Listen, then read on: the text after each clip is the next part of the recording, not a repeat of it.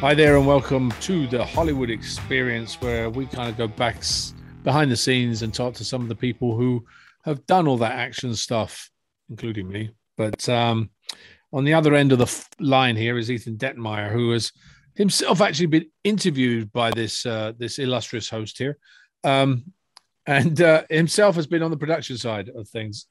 Hello, Ethan. How are you? Illustrious indeed. I'm good. Thank you. It's a privilege to be here. So we have a lot of things to discuss today. I mean, it's amazing how time flies. I've been doing a lot of events. What have you been doing? I mean, apart from the charity work that you do, what have you been doing on the business side of things? Business wise, it looks like I'm consulting on a new television show, actually, through our home base at Universal. But in addition to that, what's coming our way that might be fun is a 30-part audio book or audio interactive soundscape experience, because that's really what it is. That's pretty interesting, called where I find it interesting, called No Quarter Kill All Masters. And that's been like a very interesting sort of production experience for me, because I've never worked in that medium. I've also been teaching myself how to edit to up my production efficiency. I see. But then everybody's going to be on to do film. My gosh. But it is true. A lot of people think they just pick up a program and just edit and it's all done. It's not. It takes a lot longer to do things like that, as well as setting the shot up, as well as understanding who you're working with. All those aspects. Some people, think it's easy, but it's not. Talking about that, we have actually changed a lot of things on the Sword Experience. We're now doing little movies. I would say there are 5-minute, 6-minute movies that sometimes have connecting stories to them over 5 or 6 of our events, so that we end up having a 20-30 minute mini film that is has a through story to it. So it's kind of fun. You can start watching those on our YouTube page. But before we do that, I want to talk a little bit about our guest today, not our first guest, our guest today, Michael Hurst. Now, Michael was actually around the same time as I was doing Highlander. He was doing another very well-known series, Hercules, obviously working with the gentleman you mentioned, that my dear friend, or my dear, how can I put it? Kindred spirit, Kevin Sorbo, in a sense, because Kevin I've known for many, many, many, many years, and Michael I had not met before, but I knew he played one of the other roles in the piece.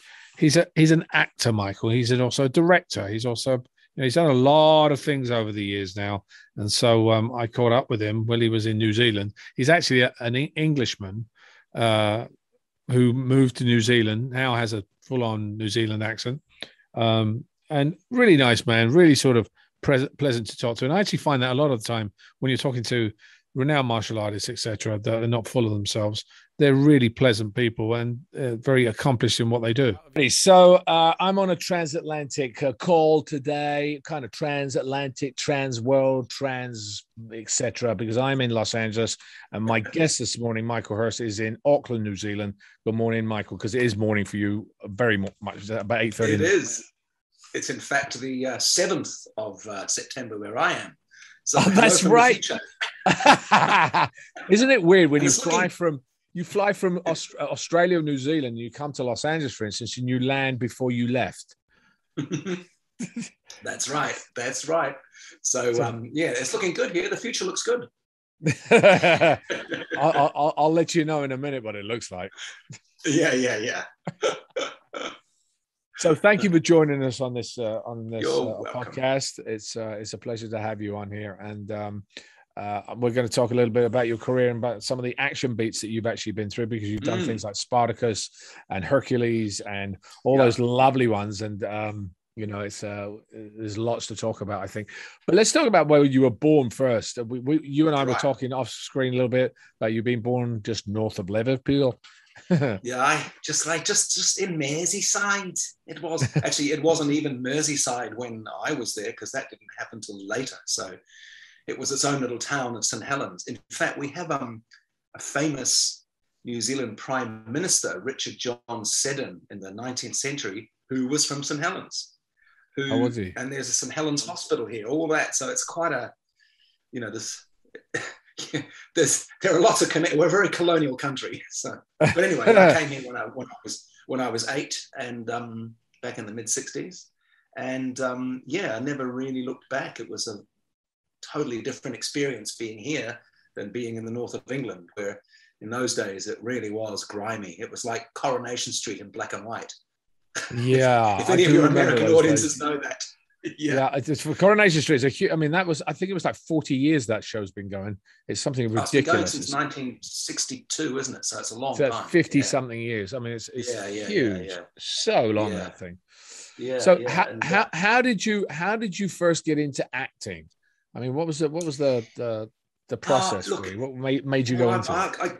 I get asked this a lot, and when I was at school, I had no particular desire to follow acting as a career, but I was good at telling jokes, really good at doing accents, because when I arrived in New Zealand, I talked like this. I had a great flat North Country accent to talk about that much difference in between notes.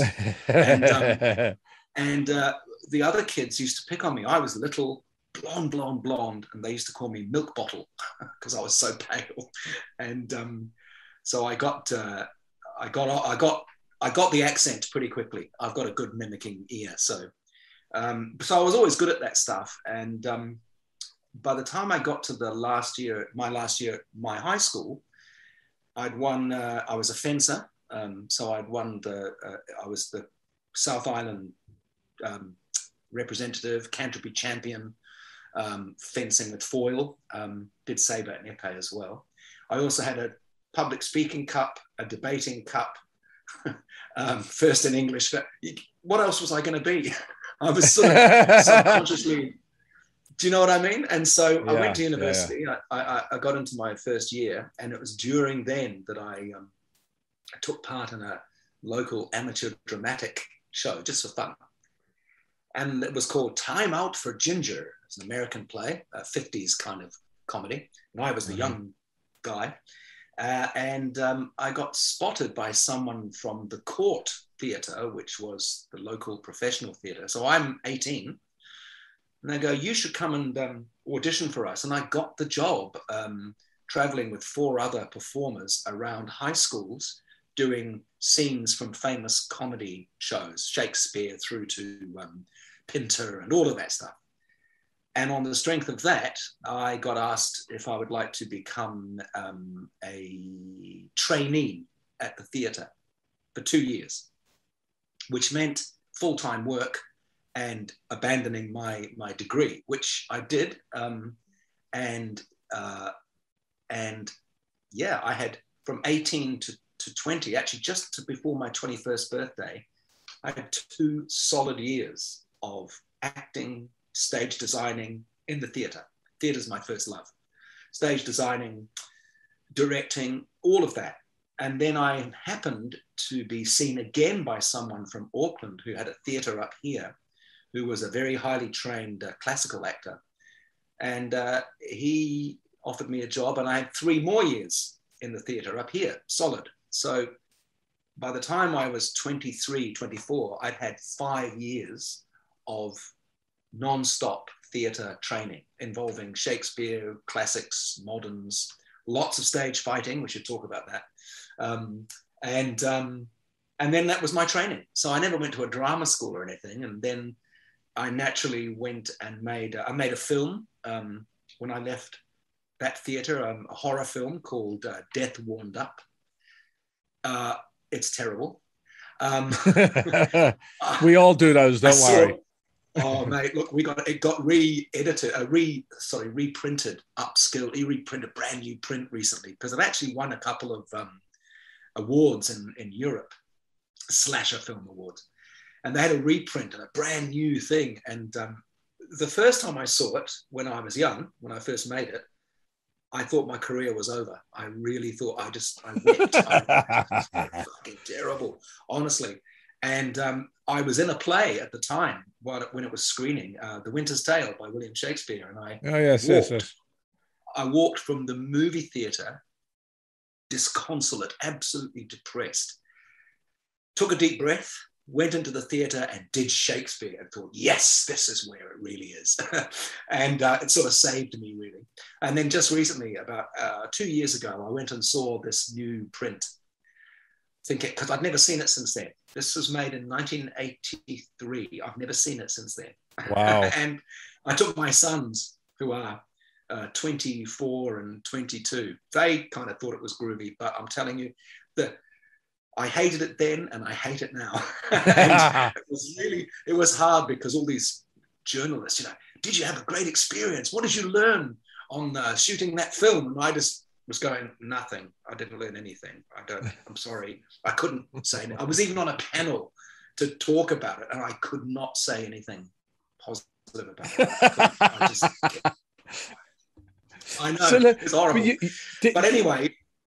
Is your passion in directing or is it in acting? Because you've done at least 71 projects as an actor, about 20 something odd films and TV shows. So, I mean, which one do you prefer?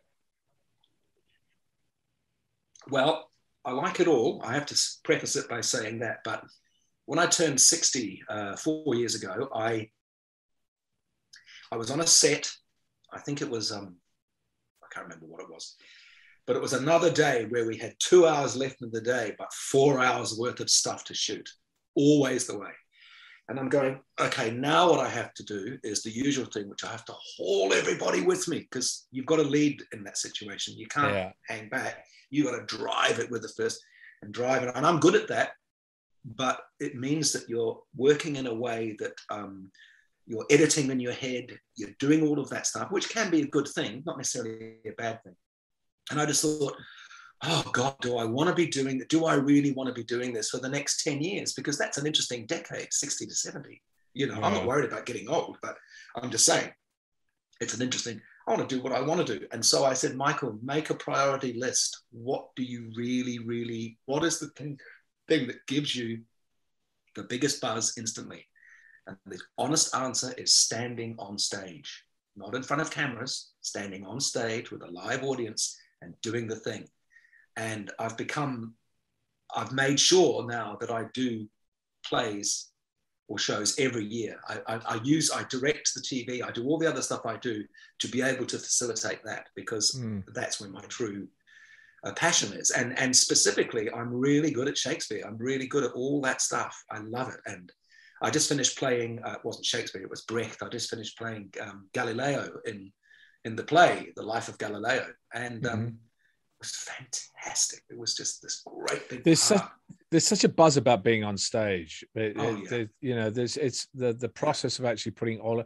I unluckily was not. I've done a few plays, not a lot. I did off Broadway. I've done some small plays, but I wasn't allowed to work as an Englishman in America without having equity sign off on it, and it was way too complicated at the time. So takes ages.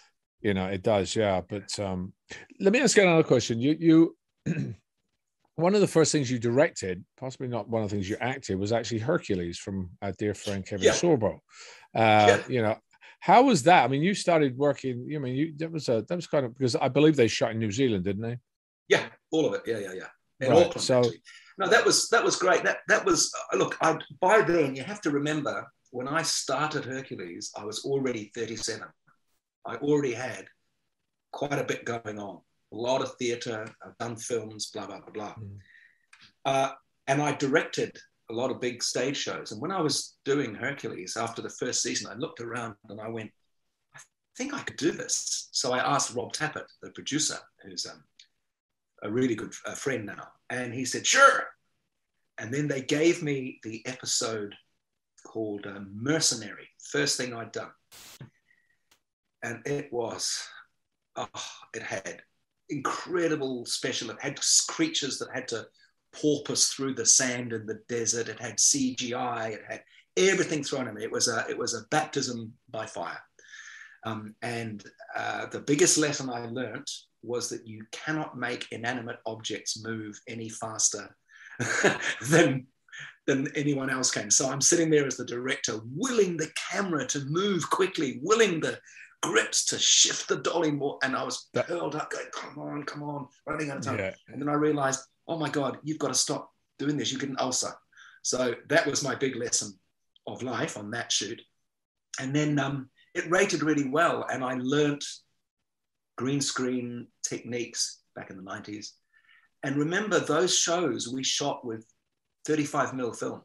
So big cameras, big gear. Nowadays, totally different.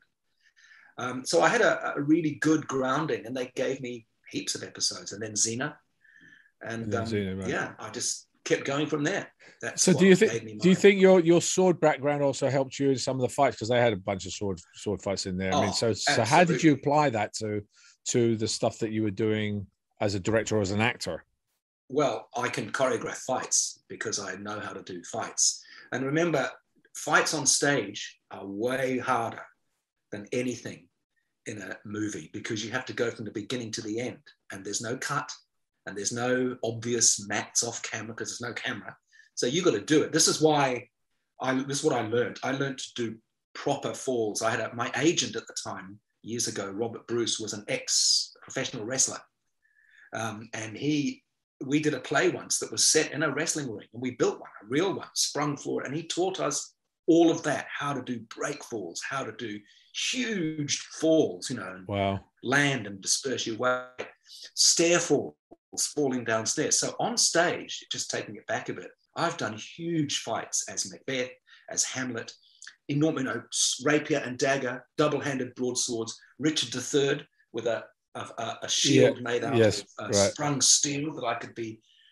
I mean, huge, dangerous fights. I broke my wrist in a stage fight where the other guy lost it.